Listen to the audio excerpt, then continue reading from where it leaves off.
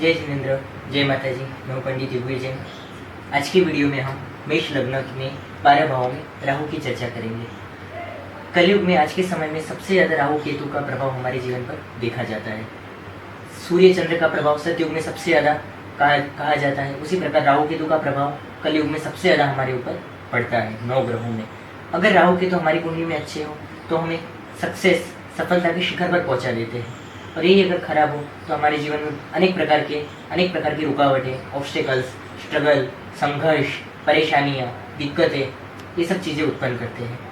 जितने भी प्रकार के अशुभ योग होते हैं जिनका आपने नाम सुना होगा, काल सर्प योग राहु केतु से होता है, सर्प दोष राहु केतु से होता है, चांडाल योग गुरु राहु केतु से होता है, गुरु के साथ राहु, गुरु के साथ केतु चांडाल योग, ग्रहण योग सूर्य के साथ राहु, सूर्य के साथ केतु ग्रहण योग, चंद्र के साथ राहु, चंद्र के साथ केतु ग्रहण योग, मंगल के साथ राहु केतु अंगारक योग, गुरु के साथ चांडाल योग, शनि के साथ श्रापिक योग। इस प्रकार राहु केतु जितने भी अशुभ योग होते हैं, बड़े सब अशुभ योगों में राहु केतु का रोल होता है।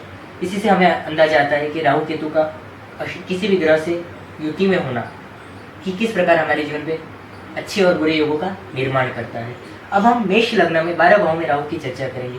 राहु आज के ज़माने में जो बड़े बड़े कंपनियों में या जो लोग 2 नंबर की इनकम का काम कर रहे हैं, जिन लोगों को 2 नंबर की बहुत बड़ी इनकम है, उनकी कुंडली में राहु का योगदान होता है। राहु कुंडली में पावरफुल हो, 11वें घर से संबंधित हो तो 2 नंबर की आवक होती है। राहु 11वें घर से संबंधित हो तो बड़ी बड़ी फैक्ट्री लाइन में इंसान बहुत बड़े बड़े मजदूरों से बड़े पैमाने पर कमाई करता है, लाखों में करोड़ों में उसकी आवक होती है। हाथ के नीचे 500 मजदूर, 1000 मजदूर, 2000 मजदूर, ऐसे जो लोग होते हैं उनकी कुंडली में राहु पावरफुल होता है, लाभ स्थान से संबंध रख रहा होता है।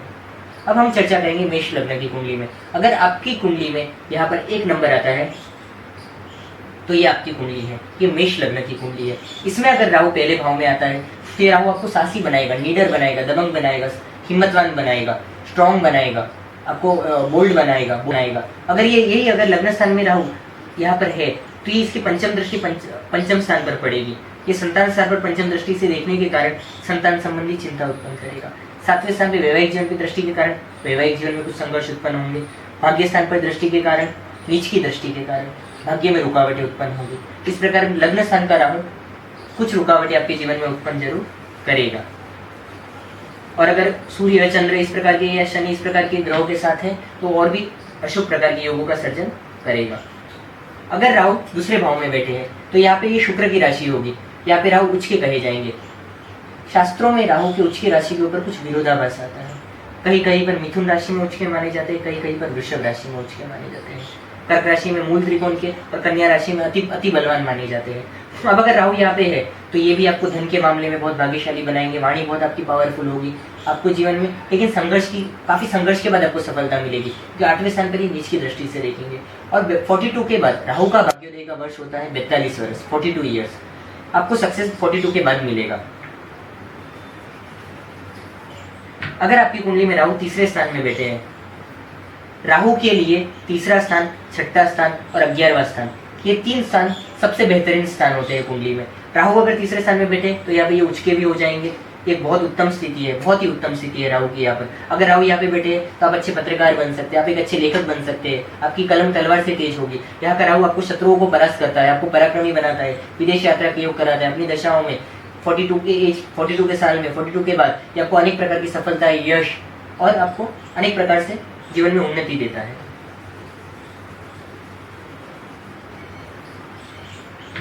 अगर राहु आपके 4थे स्थान में बैठे हैं, कर्क राशि राहु की मूल त्रिकोण राशि होती है, यहाँ पे राहु अच्छा फल देते हैं, लेकिन 4थे स्थान में राहु होने के कारण आपको घरेलू जीवन में मानसिक परेशानियां उत्पन्न करते हैं, माताओं से संबंधी चिंता देते हैं, इसलिए 4थे स्थान में राहु का होना इतना अच्छा नहीं होता है।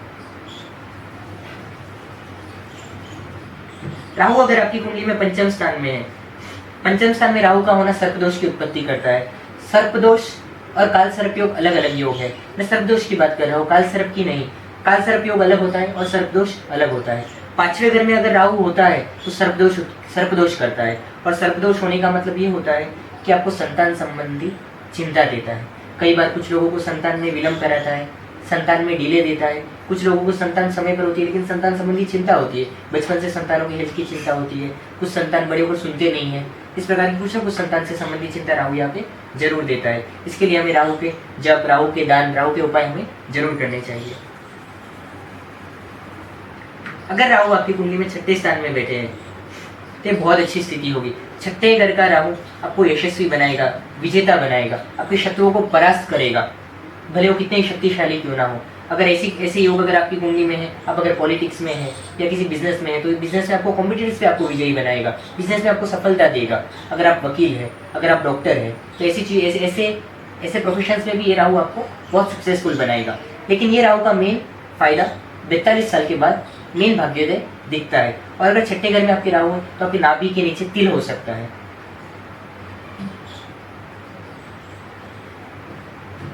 अगर राहु 7वें घर में है, अगर आपकी कुंडली में राहु 7वें घर में है, तो ये तुला राशि में है, अपने मित्र शुक्र की राशि में है। ये सामाजिक जीवन में, आर्थिक जीवन में तो आपको उन्नति जरूर देगा, भाग्यशाली बनाएगा। लेकिन 7वां राहु यहाँ पे वैवाहिक जीवन में आपको मतभेद, वैवाहिक जीवन में कुछ कष्ट, कुछ परेशानियों का सामना जरूर यहाँ पर राहु करवाएगा।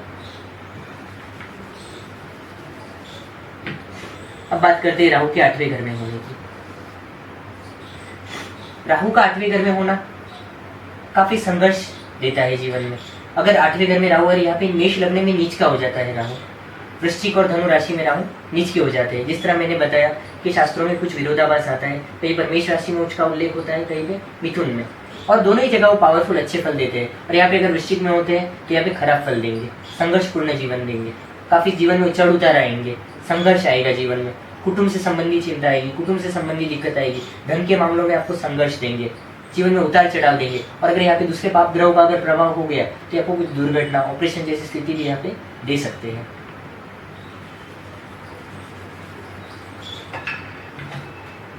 अगर आपकी कुंडली में 9वें स्थान में राहु है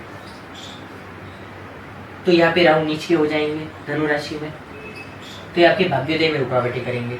यहाँ पे अगर राहु नीच के तो आपको पैतृक संपत्ति मिलने में कष्ट होगी, पैतृक संपत्ति मिलने के लिए आपको संघर्ष करना पड़ सकता है, या तो पैतृक संपत्ति होगी ही नहीं। इस प्रकार की दोनों ही परिस्थिति में हमें पैतृक संपत्ति में नुकसान राहु यहाँ पे करवाते हैं, पिता संबंधी कष्ट करवाते हैं, पिता संबंधी चिंता देते हैं, भाग्योदय में रुकावटें देते हैं। काफी संघर्ष के पश्चात हमें भाग्योदय होता है, जीवन में चढ़ उतर आते रहते हैं। ये 9वें स्थान के राहु का फल है। ऐसे अगर कहीं भी खराब स्थान में अगर राहु खराब स्थिति में बैठे हैं तो हमें राहु के जप, तप, दान, इस प्रकार के हमें राहु के उपाय जरूर करने चाहिए। अगर राहु दशम स्थान में बैठे हैं तो दशम स्थान के राहु बहुत अच्छा फल देते हैं। जो तमिल टेक्स्ट से, जो तमिलनाडु के जो ग्रंथ है, वहाँ पे यहाँ तक कहा जाता है कि राहु कहीं ना हो पर 10वें स्थान में जरूर हो। राहु का काफी महात्म्य होता है ज्योतिष शास्त्र में 10वें स्थान से। अगर यहाँ पे राहु है तो आप मजदूर वर्ग से काफी फायदा उठा सकते हैं, यानी लेबर वर्क पे जो काम होता है वैसा काम आप जॉब वर्क ले सकते हैं और मजदूरों से करवा के आप उसमें बहुत सफलता हासिल कर सकते हैं। लेकिन राहु का फल 42 साल के बाद मिलता है हमें। जो पूर्ण भाग्योदय होता है 42 के बाद मिलता है, देर से भाग्योदय होता है।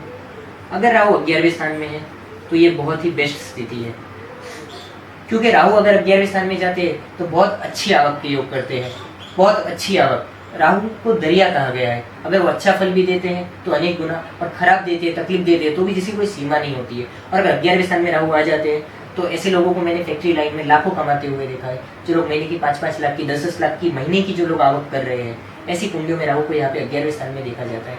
शुरू में उनके पास कुछ नहीं था, शून्य से सर्जन करने वालों की कुंडली में राहु यहाँ पे होता है। वो इंसान को शिखर पर ले जाता है ऐसा राहु।